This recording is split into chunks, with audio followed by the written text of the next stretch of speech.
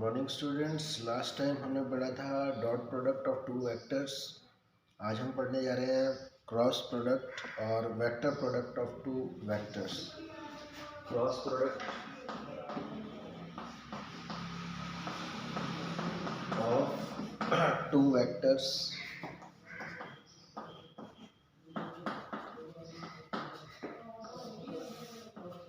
मान लेते हैं कि भी आपके पास दो वेक्टर हैं, ये ए वेक्टर है और एक ये बी वेक्टर है और दोनों के बीच में एंगल थीटा है। तो A vector cross B vector को हम बोलेंगे cross product of two vector, और इसकी वैल्यू होगी ए वेक्टर का मैग्नीट्यूड इंटू बी वेक्टर का मैग्नीट्यूड इंटू साइन थीटा, जहाँ पे थीटा दोनों वेक्टर्स के बीच का एंगल है, और इंटू एन कैप। ये जो एन कैप है इसको हम बोलते हैं यूनिट वेक्टर। ये यूनिट वेक्टर है और इसकी डायरेक्शन क्या होती है? यूनिट वेक्टर मतलब जिसकी लंबाई एक हो। यूनिट वेक्टर परपेंडिकुलर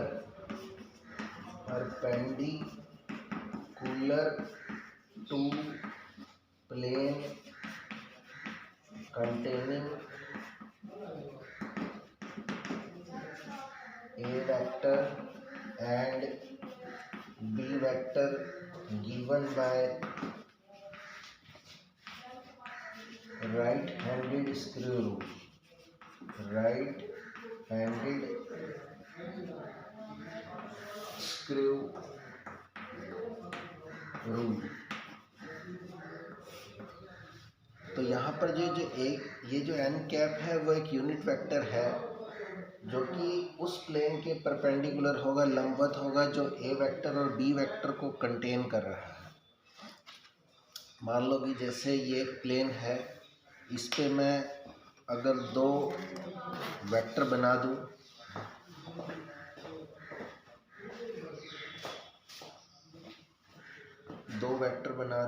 मान लो कि ये एक ए वेक्टर बना दिया मैंने और एक ये बी वेक्टर बना दिया है। तो ये दो वेक्टर बन गए हैं, एक ए वेक्टर और एक बी वेक्टर, दोनों के बीच में ये एंगल थीटा है। तो अगर ये ए वेक्टर है और ये बी वेक्टर है, तो अगर मैं एक स्क्रू को पकड़ लूँ और ए वेक्टर से बी वेक्टर की डायरेक्शन में घुमाऊँ, ए वेक्टर से बी वेक्टर की डायरेक्शन में, आप फील कर रहे हो कि भी अगर मेरे हाथ में एक स्क्रू हो, उसको मैं ए वेक्टर से बी वेक्टर की डायरेक्शन में घुमाऊँ तो वो नीचे की ओर जाएगा, इन्वर्ट्स जाएगा, और इसका ये जो प्लेन है उसके परपेंडिकुलर होगा, नीचे की ओर ऐसे होगा। तो अगर मैं ए वेक्टर से बी वेक्टर की तरफ स्क्रू को घुमाऊँ, राइट हैंडेड स्क्रू को घुमाऊँ, ये प्लेन में है, तो ऐसे कि ये नीचे की ओर जाएगा और ऐसे, और इस प्लेन के परपेंडिकुलर होगा। ये जो प्लेन ए वेक्टर और बी वेक्टर को कंटेन कर रहा है उससे परपेंडिकुलर होगा एन कैप, इसकी लेंथ 1 होगी। और अगर मैं बी वेक्टर से ए वेक्टर की तरफ घुमाता है, मान लेता मैं कि ये मेरे पास ए वेक्टर होता और ये बी वेक्टर होता और ये थीटा एंगल होता, तो अगर मैं ए वेक्टर से बी वेक्टर की ओर घुमाता राइट हैंडेड स्क्रू को, तो वो बाहर की ओर आता, तो इस वाले प्लेन के परपेंडिकुलर होता, 90 डिग्री पर होता एन कैप।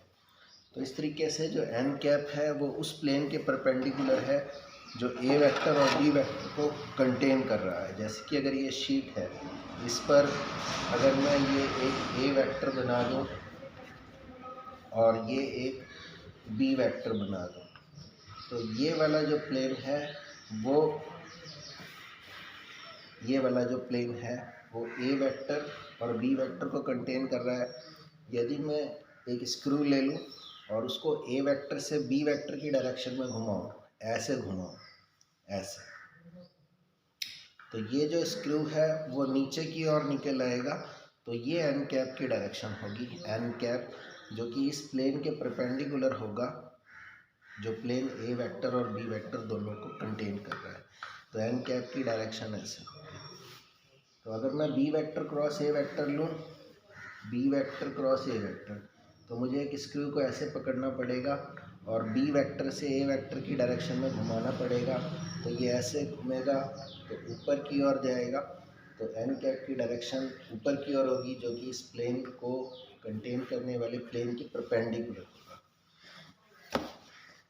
तो ये आपको ये याद रखना है राइट हैंडेड स्क्रू रूल कि if a screw is taken in right hand and rotated from direction A vector towards B vector, then the direction of the screw in which it will advance will represent the direction of n cap।